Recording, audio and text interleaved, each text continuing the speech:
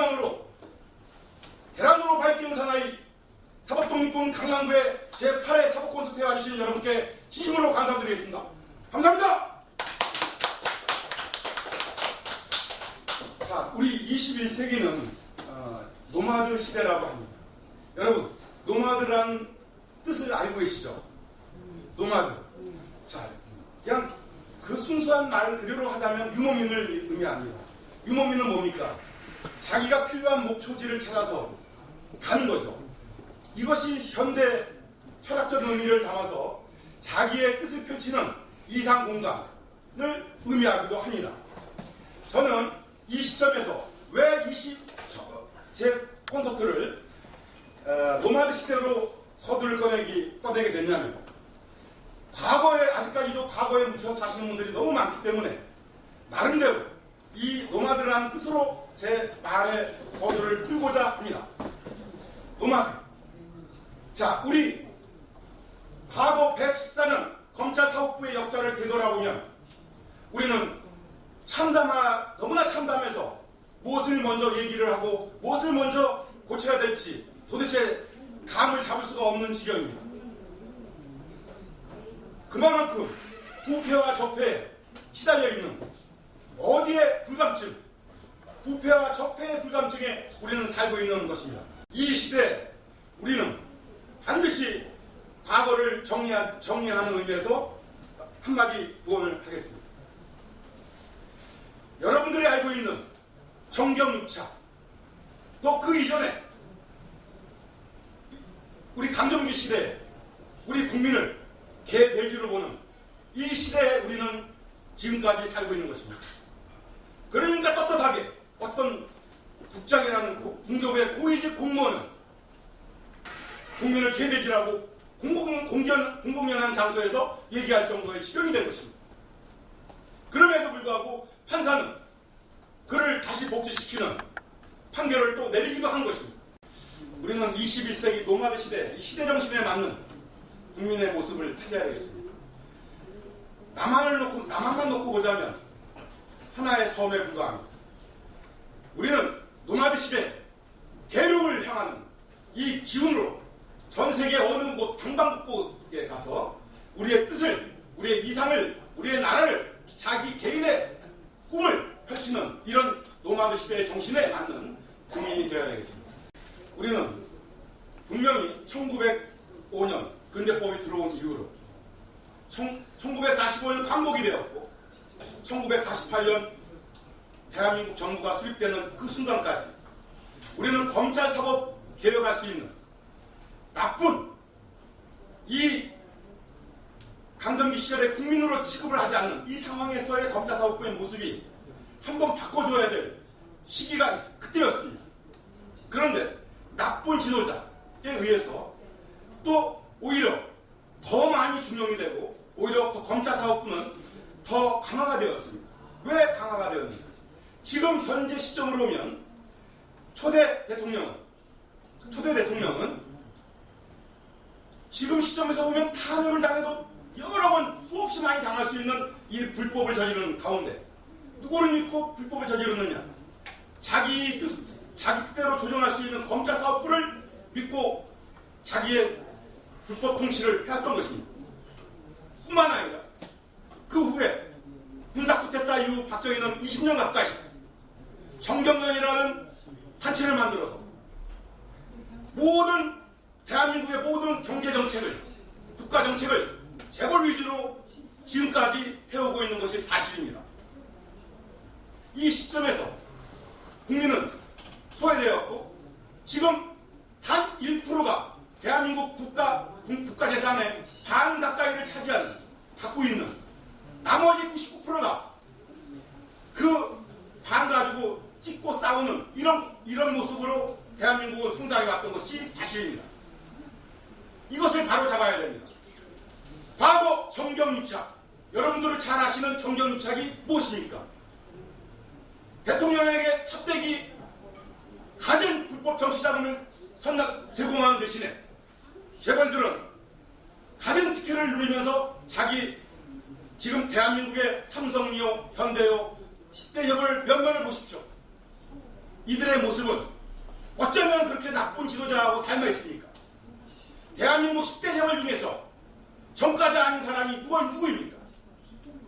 또한 초대 대통령서부터 초대 대통령은 독재하다가 국민에게 쫓겨났고, 군사 쿠데타 정부는 총 맞아 죽었고, 총칼로 대통령이 된 전두환이는 또한 지금 돈으로 말하자면 그때 당시 돈 2,500억 이상이면 지금 돈으로 보자면 20조, 수십조가 넘는 돈을 개인 착복을 하고, 노태우도 마찬가지. 이 두 사람도 결국은 어디 갔습니까? 이들이 간 곳은 교도소입니다. 이런 나쁜 지도자와 재벌과 그들을 봐줬던 검찰사법부의 모습이 어쩌면 그렇게 똑같이 닮아있는지 모르겠습니다.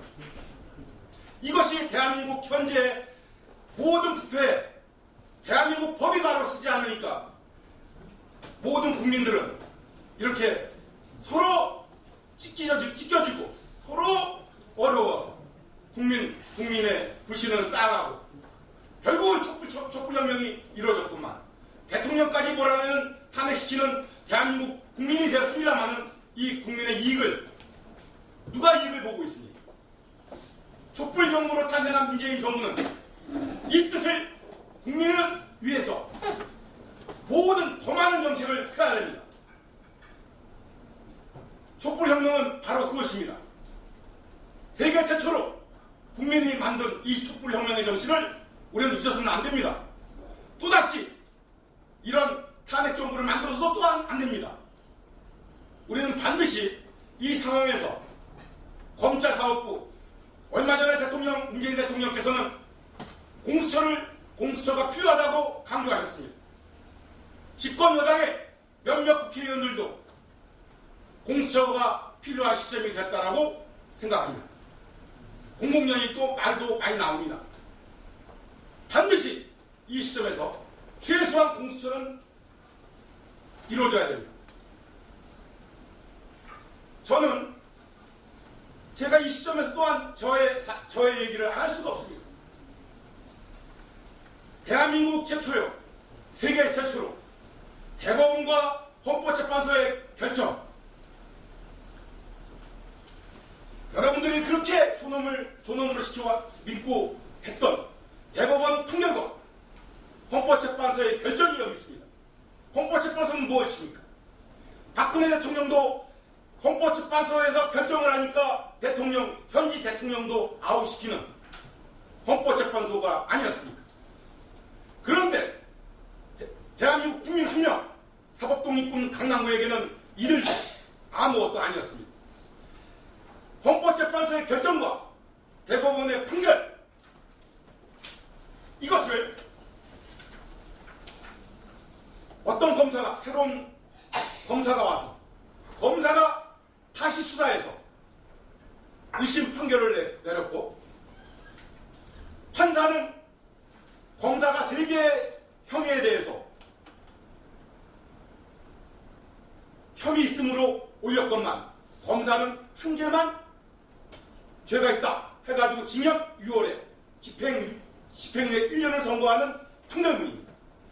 그거 자체만으로도 의미가 있습니다만은 나머지 제가 따졌습니다. 공판검사한테 가가지고 왜 이것이 죄라면 나머지 2개도 당연히 죄다, 이것만 죄일 수가 없다, 제가 따졌습니다. 따졌더니 저의 공소 사실을, 공소의 이유를, 불복한 이유를, 잘못된 판사가 이 잘못을 판결한 거에 대해서 이유서를 달아서 공판검사가 다시 이의제기를 했던 것입니다. 그래서 고등법원 2008로 40일 이 고등법원 확정 판결문이까지 받았습니다만은 단지 이거 자체만으로 전 세계 최초의 문서요, 이 자체가 그동안 없었던 것입니다. 여러분들은 114년 검찰 사법 동안 특검을 2번 열어봤습니다. 1999년도 의정부 법조비리 사건, 대전 법조비리 사건이 그것이죠. 2009년도 스폰서 검사 사건이 또한 두 번째 특검이었습니다. 이 두 번의 특검을 열었건만 결국은 검사와 판사에게 어떤 징계가 이루어졌습니까? 의정부 지방법원장은 물러났습니다. 물러났다고 해서 책임을 지고 물러났습니다만은 이 사람은 현직 변호사로 가면서 여러분들이 아시는 뭡니까 이거? 따끈따끈한 변호사가 되어서 자기가 평생 잡아보지도 못한 돈을 벌 수 있는, 자기의 공직생활 동안에 판사로서 얼마나 대단한 영광을 누렸습니까?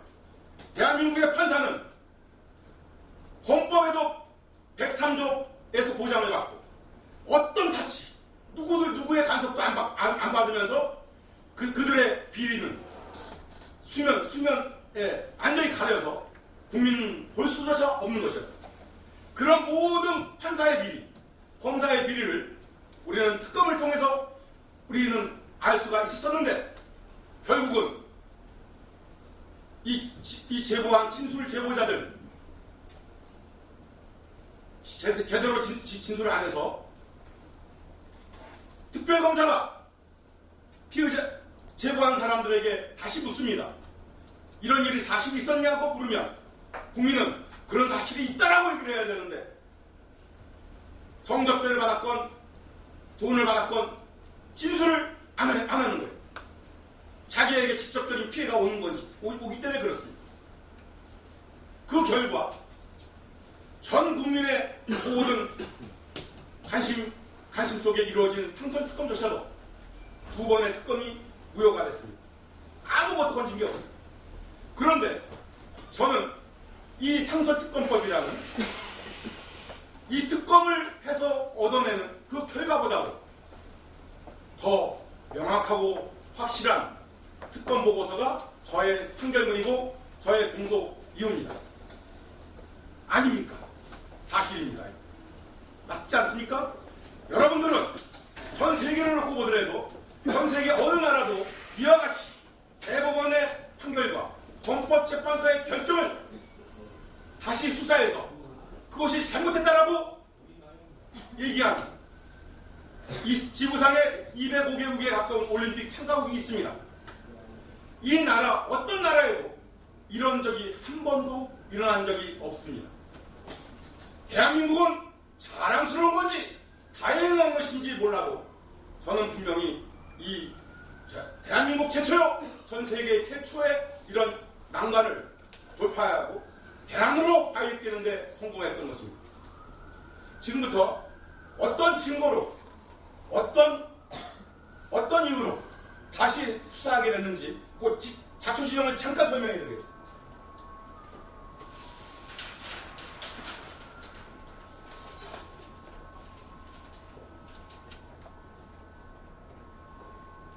검찰 사법부가 한 일이라고서는 국민을 바보로 만들고 이 사이에서는 검사가 수사기록 위조를 하고 또 전화로 수사 결과를 내려놓고 피의자에게 전화를 해서 이런 사실이 있냐고 물으니까 피의자를 통해서 진술을 받고는 결국은 불기소 이후에 수사 결과를 내려놓고 나중에 그 불기소 이후에 맞추는 이런 진술을 받아냈던 것입니다. 이것이 2004년 4월 1일날 검사가 불기소 결정 이후에 2004년 4월 6일날 전화로 검사가 피의자에게 전화해서 진술을 수사기록 위조 내용으로 바꾸는 그 내용입니다. 이게 대한민국 검사의 수사 실력입니다.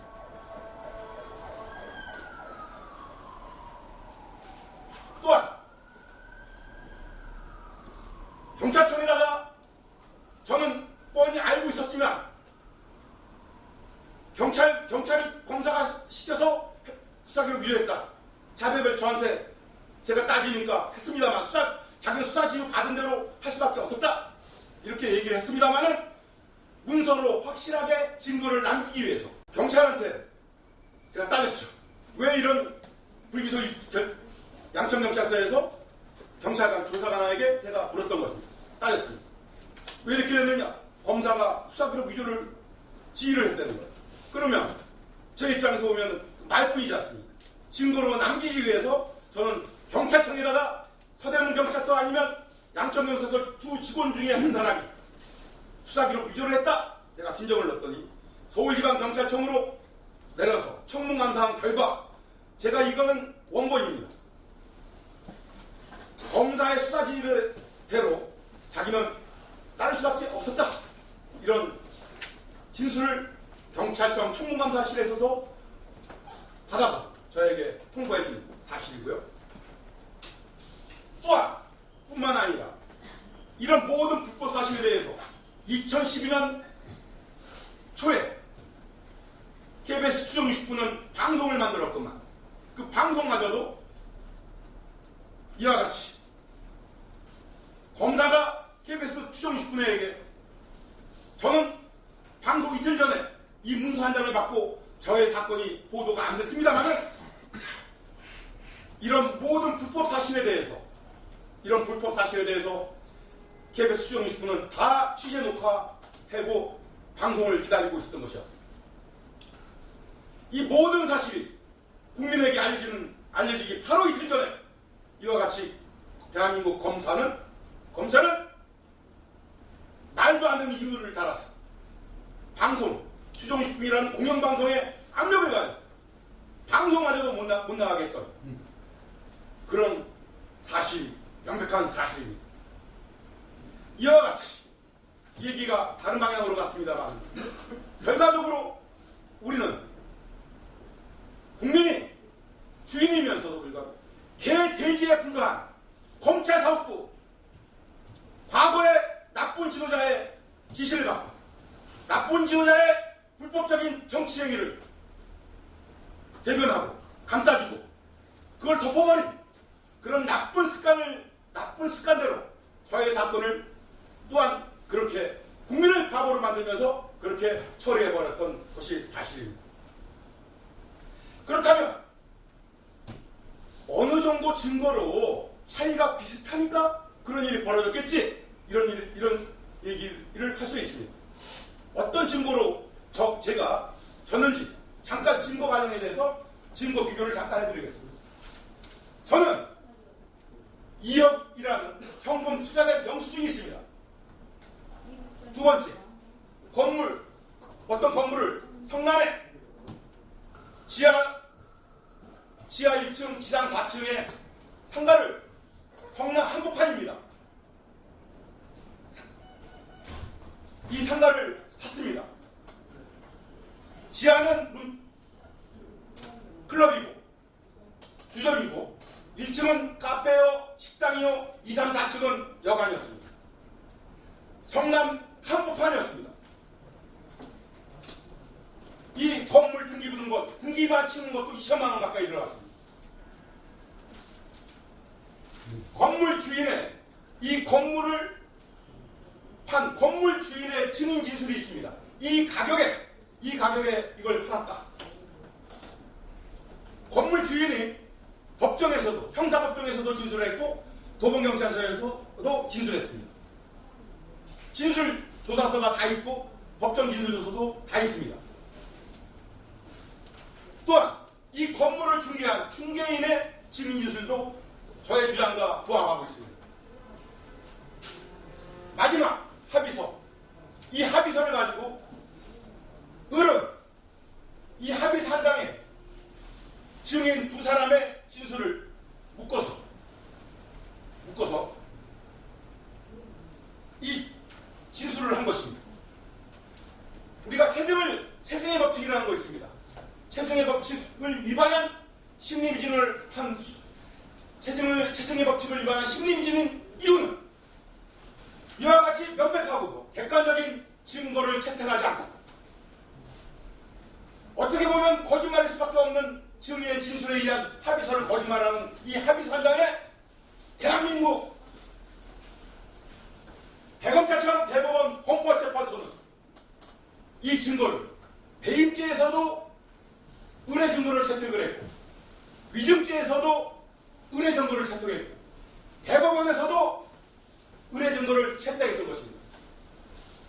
이렇게 상식적이지 못한 이런 수사 결과와 판결이 나니 어떤 갓 사법고시 합격해서 15검사가 된 정말 깨끗한 정의로운 이 15검사는 이것을 저의 잠깐 동안의 면담 끝에 저의 증거를 계속 수십 차례 가서 입증을 한 결과 저의 증거를 인정을 했습니다.